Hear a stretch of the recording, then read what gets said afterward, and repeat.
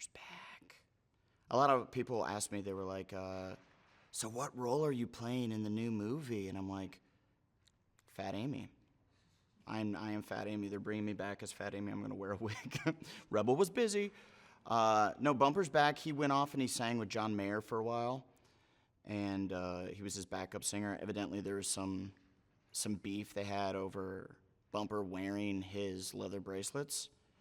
And so he canned his ass.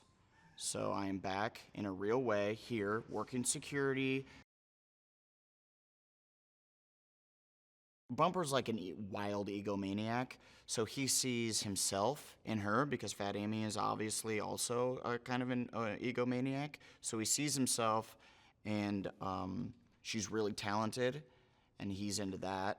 He loves talent, and her silky smooth skin, because I've touched Rebel Wilson, and she is so tender and soft.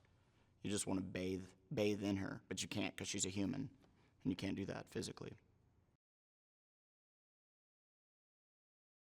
Bumper is now part of the Tone Hangers, the crew in the first movie of old dudes who Bumper just hated, and they got in a little scuffle, a brawl, if you will, in the first movie, and then now he's come back and he's joined them, and he's kind of their leader. He's like a natural-born leader, so he's taken over that role.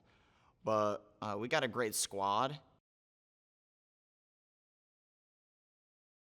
What's cool about this movie is it's just so likable, and like everyone likes it.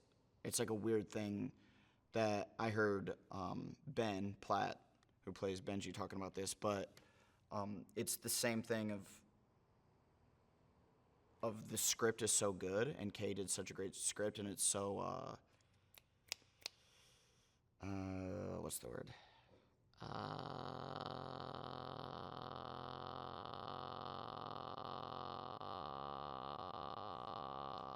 Quick-witted, that the jokes just hit you, and they just come at you so fast and so hot that it's a pretty unforgettable movie-going experience. Plus, you can, there's so much singing involved, so if you didn't like the last scene or whatever, you're like, Snoozeville, Bumper's back, ugh, I hate that guy, then don't worry, because it's going to be a song and dance within seconds.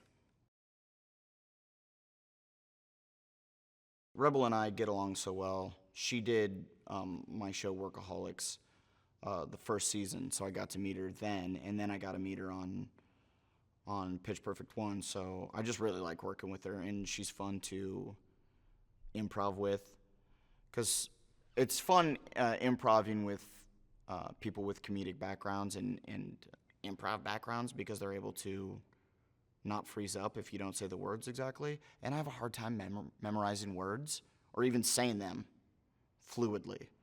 So it helps when I don't say the lines properly and she's able to respond accordingly.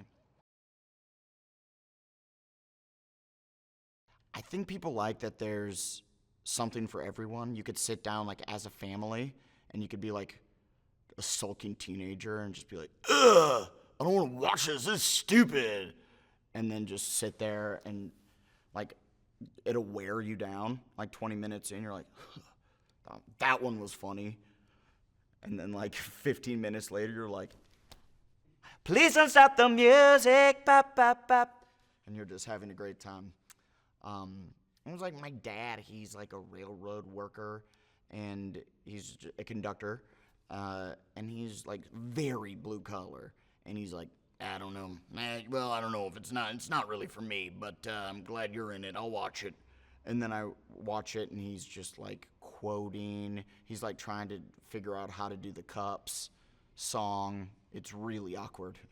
Thanksgivings are really awkward now. Dad, put the cups down. Him just breaking mom's nice china.